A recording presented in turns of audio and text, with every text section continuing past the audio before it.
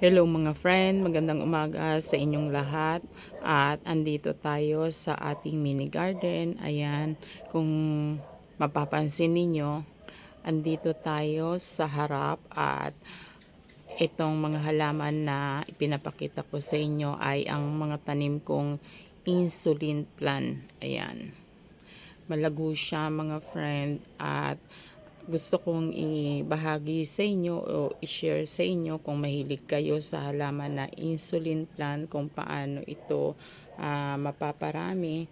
At ang isa rito na natuklasan ko dahil sa marami nga akong tanim na insulin plant at heto, kung natatandaan ninyo noon, isa sa mga na-post ko ay 'di ba namulaklak ang ating insulin plant. At ayan po, ito yung pinag-anuhan po ng kanyang mga bulaklak at hindi ko po tinanggal yan, hinayaan ko lang siya.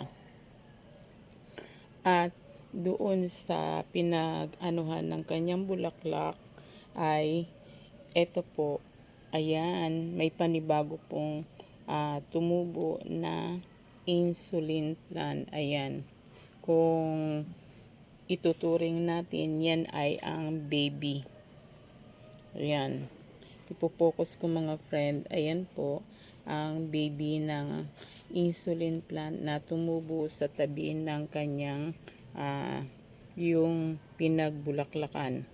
Kaya kung namumulaklak ang inyong insulin plant ay hayaan nyo lang po, at pag di nagtagal ay may panibago pong tutubo dyan na baby niya. Pansinin niyo po mga friend, di ba? Ayan, ito yung baby at ayan, may ugat po siya. Ito, may ugat din po at heto, ugat po niya. Ayan, may mga ugat na po yung ating baby na yan at pwede na po siyang itanim.